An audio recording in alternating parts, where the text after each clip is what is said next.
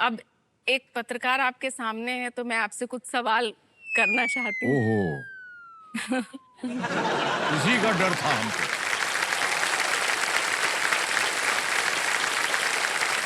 पहला सवाल तो ये है कि कौन बनेगा करोड़पति इस गेम शो को चुनने की आपकी क्या वजह रही? इस गेम को हमने नहीं चुना है, ये गेम ने हमको चुना है।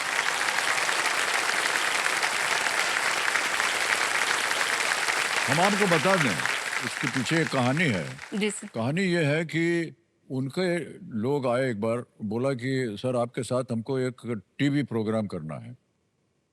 तो हमको लगा नहीं कि ये क्या है, हम फिल्म में काम करते थे और हमारी हालत जो थी वो बहुत नाजुक थी। नाजुक मतलब काम वाम मिल नहीं रहा था, फ्लॉप हो गए थे, ये सब था। अरे अच्छा अच्छा अच्छा अच्छा अच्छा, सुनो सुनो। तो हमने सोचा यार चलो ये कर लेते हैं, अगर वो नहीं हो रहा है तो घर वालों से बात की हमने। वो बहुत नाराज हो गए सब लोग। कहें आपको मालूम है? हमने कहा क्यों नाराज हो रहे हैं? ये तो टीवी है, आपको लोग इतने बड़े पर्दे पर देखते हैं और अचानक आप इतने छोटे से पर्दे पर आ जाएंगे तो आपका जो एक वातावरण है वो छोटा हो जाएगा, इसको मत कीजिए आप।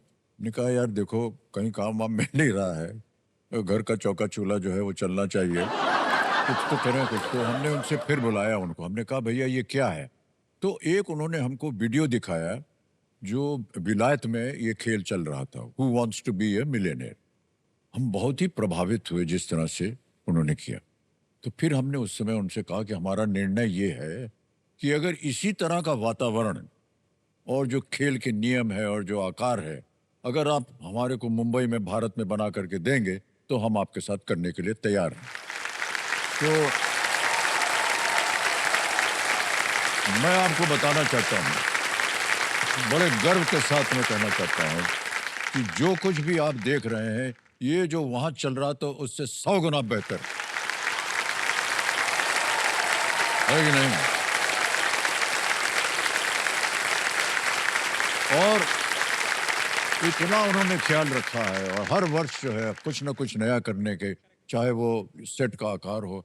अब और देशों से लोग आते हैं यहाँ पूछने के लिए और देखने के लिए, सर कैसे आप लोग खेलते हैं ये हम देखना चाहते हैं।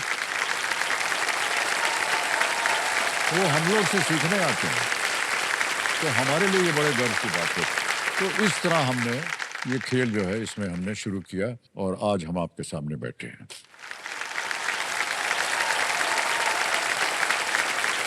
सर मेरा दूसरा सवाल है कि आपकी जो मैरिज एनिवर्सरी है 3 जून 1975। 75 नहीं है, जी 73 है। अच्छा 73 है। मेरे 73। माता पिता की भी जो मैरिज एनिवर्सरी है वो ये 3 देखिए जून है। ये जो ब्याह शादी का दिन होता है ना, ये पति देव को कभी भी अपनी जिंदगी में नहीं भूलना चाहिए।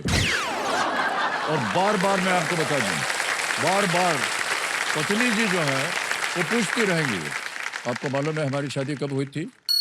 और अगर आपने कहा कब हुई थी भैया, भूल गए, बस गए। तो सर इतने लंबे वैवाहिक जीवन का, खुशहाल वैवाहिक जीवन का राज क्या है? और जया मैडम जो हैं वो भी आम पत्नी की तरह शिकायत करते हैं तुम कि आप मुझे घुमाने नहीं ले जाते हो या गिफ्ट नहीं देते हो। क्या वो भी आम पत्नियों की तरह ऐसे शिकायत वो करती? आम पत्नी है। नहीं लेकिन ऐसा नहीं है कि वो यदा कदा जो पति पत्नी में बातचीत होती है वो सब होता है और आमतौर पर वो हमें समझती है, हम उन्हें समझते हैं।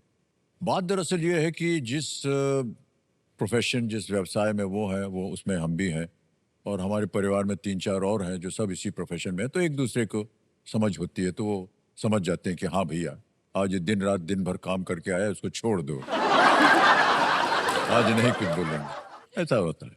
जी और हर साल जो हम लोग सुनते हैं ये न्यूज़ में आता है, मैं तो खुद न्यूज़ में, लेकिन फिर भी हम भी सुनते हैं कि केबीसी आगे नहीं चलेगा, मतलब बंद हो जाएगा या फिर आप उसको नहीं करेंगे। तो ऐसी खबरों में कितनी सच्चाई है?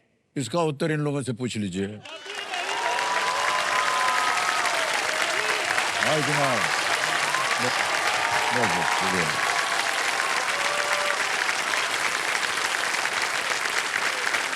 जनता जनार्दन है। और जो कुछ ये बोलेंगे उसका पालन करेंगे।